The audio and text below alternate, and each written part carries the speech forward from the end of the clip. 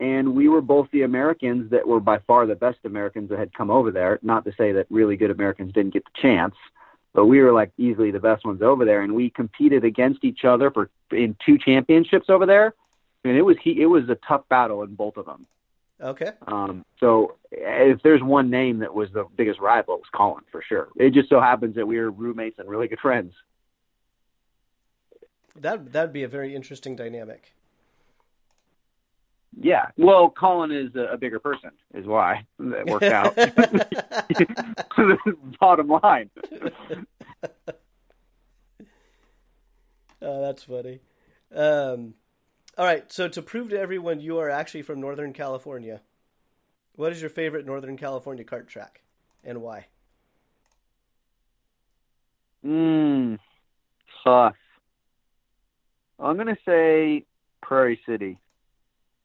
Prairie City. Only okay. because I went to Dixon so much that if I walked through that gate one more time, I think I would. I could do it.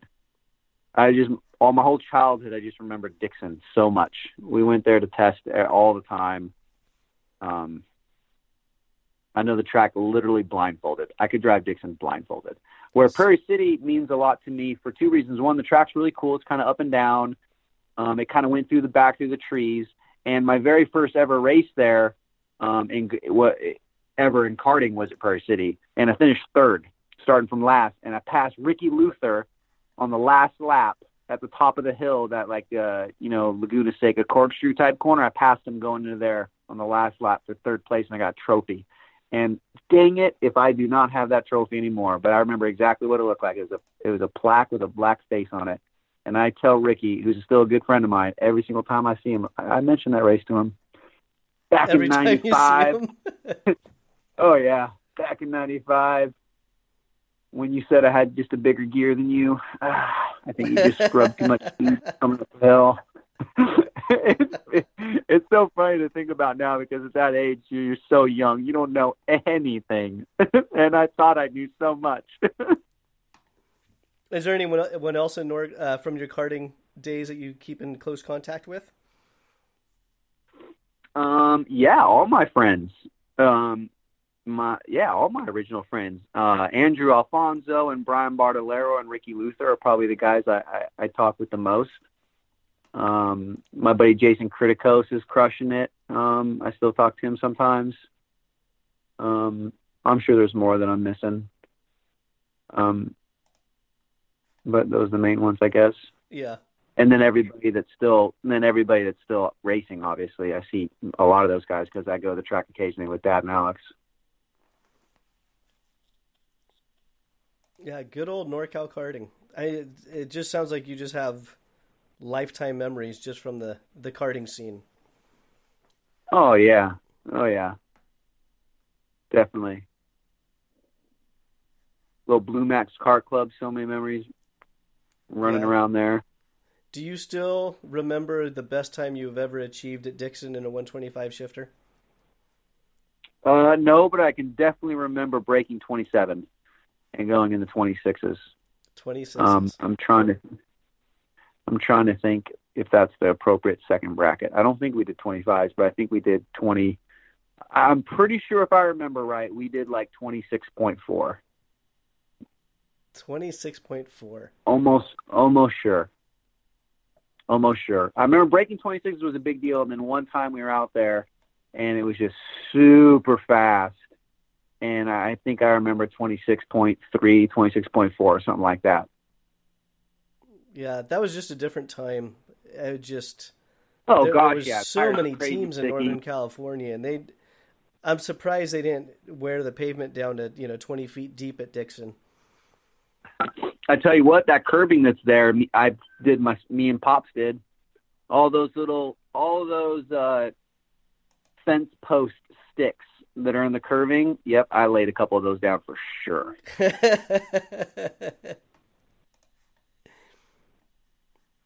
Is that what the ribs are? Are fence post sticks? Yeah, those ribs are like those little posts that you hit into the ground to put, like, for construction, to put string around. Yeah, the little triangle things. Yeah, that's what it was. We laid those on there and then beat them down with a hammer. Yeah. And they're still That's right. there Your today. dad was on the board for a couple of years out there. Yep. Yep. That's when we did the curbs. Now, since we didn't really prep for this interview at all, can you remember a time testing not at a go-kart track that you look back now and you just go, that was a little cuckoo? That we did testing at, we always tested a go-kart track. I'm not sure if I ever tested anywhere else. So I thought I heard a story one time that someone was driving down 99 and they saw your guys' trailer. God. Yes. Yes. Rainey and Pops, we tested off the side of the freeway down a road. That's fact. We did do that. But that was probably back when it was C-Tech. When we were trying to get this. There goes that sponsorship. Thank you, Scott. Yeah. Hey, people can say all they want about all the, one of the luckiest things that ever happened in life was the fact that Pops and Rainey were pretty good friends, and they started working on engines. Because at the beginning, man, it was rough for the very first part of that. But as it turned out, there's not a better engine builder out there. And I always got the best stuff. I was always on the cutting edge. It's cool to be a part of. Yeah, I mean, you guys put in so much time too. And I even remember how involved your dad was with when the stock Honda kind of came back around. It was like 2006, 2008. And how involved your dad was with the fuel systems on the stock Honda stuff. And you mentioned earlier probably how he just gets so focused on a project and just like wants to learn. Being able to see that firsthand. There's no secret. There's no secret to being good at anything. It's a pretty easy recipe. If you work harder than everybody, typically you're better than everybody. Yeah. I found that pretty true through life. Yeah, you're absolutely right. And it just keeps coming back over and over and over again. And how long has your dad been at this game? I don't know, since I was 3 years old. Literally 3 years old. I remember going to the track at 3 years old and having a Yamaha engine fall over on my foot and crush my big toe. Fact. Yeah, I just, there's this, have you seen that Motorsports Challenge on Facebook where it's like you post 10 pictures over 10 days? Amanda says she's seen it. I don't really look at social media. Okay. So it just, you post 10 pictures. The only thing you comment on is basically this copy and paste, share a picture, nominate someone, etc.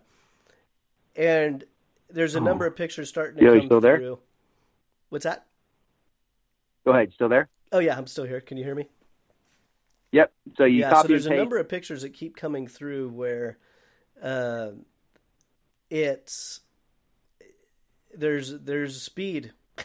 And you look back, it's like, yep, Mike worked his ass off way back then. He's working his ass off now. And it just, seeing all the results on all the different levels is just very, very cool. And it just, now I'm the old guy, right? Now I'm the vintage kart guy because I look back to 1999 and go, oh, yeah, that's when the days were great. I mean,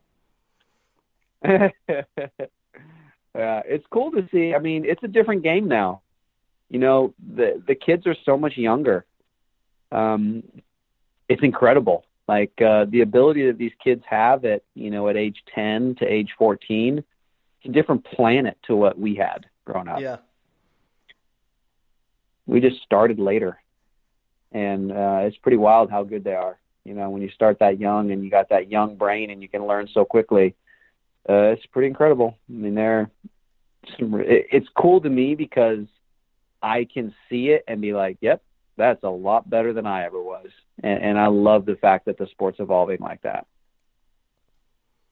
Yeah, I'm always amazed when I'm watching like the Super Nats or some of the other series that have the nice videos that are produced. And you see the little kids and you know how fast they're going and how much control they have of the kart. And you're right, it's so very impressive. Oh, yeah. Then again, you were racing on YBNs back then, so No, it's not that. It's all relative, like you can compare against the people that we were racing against. We were great for who we were competing against. We all just started later, and there wasn't as many of us. Now there's more of them, and they all started younger. They're just better, period, by a lot, and that's really cool to see. Yeah, the evolution of the sport. Yep. Well, I can't even speak. I really appreciate you taking the time to catch up with Norcal Karters. I'm gonna let you go because we only have a few moments left. But if we could do this again, I'd love to. Yeah, man. Of course, it was good seeing you. I mean, we'll have to catch up when you're at a race one of these times. It's been about a decade since I've seen you, man. I think it was way K1. More than that, 2 decades. Yeah, I think the last time I saw you was at K1 and you had one of these man purses on you. Are you laughing because you know what I'm talking about? Yeah, I do. Yeah, I used to have style. But now I've really made it in life because I wear sweatpants 90% of the time, and they're so comfortable. Rocking the sweatpants and the rock star. That's right. That's my jam right there. Actually, you know what? The one question I wanted to ask you. So you got injured. You've been rehabbing your back, and you had an Instagram post of a game controller, a pink game controller. That's right. What is your favorite video game?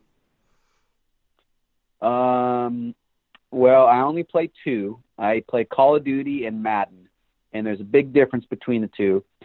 Call of Duty is awesome because it's real quick reactions and it's real fast, but I'm just okay at it. I'm average. But Madden football, I really love football, and I'm pretty dang good at Madden. I'm like top 1% in all the rankings on it. So, but both of them, one of them comes out in October every year, and one of them comes out in November. And I got about a month on each, and then I can't do it anymore. I'm already over my PlayStation. So it's a good thing my back's getting better because I couldn't play it again if you ask me. Yeah. I'm over it. Top 1%er in video games. Just Madden. Just Madden. So are we going to see you on ESPN at one of those gaming conventions? No. Those guys are crazy good. You're not going to have like a Twitch account? Is that what the gamers use? Nope. I tell you that I really considered it, but I'm just against promoting people to be gaming and not going outside in the sun, honestly. I love it, and it's great for a period of time, but you have to balance that with some kind of either cycling or running or some kind of physical activity, or you're going to be miserable, and it's not healthy. Like, you weren't designed to do that. So I just morally, as much as it would be really fun, and I bet I'd be really great at Twitch, I don't think it's something that I want to promote, if that makes sense. That's great insight. I like that. Yeah, because, all these, there's a bunch of, guys racing and having esports team with racing. Yep. And obviously I'm pretty good at iRacing. I could easily do that. I just don't know about it. I want to encourage people to get outside and ride their bike or run or do something to move around, I think it's incredibly important. And I know firsthand from being, having a broken back, when you're stuck inside playing video games, as I was, you're miserable. It is terrible. Like the most depressed I've been in my life was probably month 2 of not being able to do anything, just being inside with no sun and not being able to move around. So I'm going to wrap up this interview with Scott Speed says, get outside and go do shit. Yeah, go to the kart track. Go to the kart track. Get outside and do shit. Yes. Real life. Real life. Well, I really appreciate your time tonight. And then I'm going to hit the kill button here, but I'll keep you on just to say a goodbye. Yeah, man.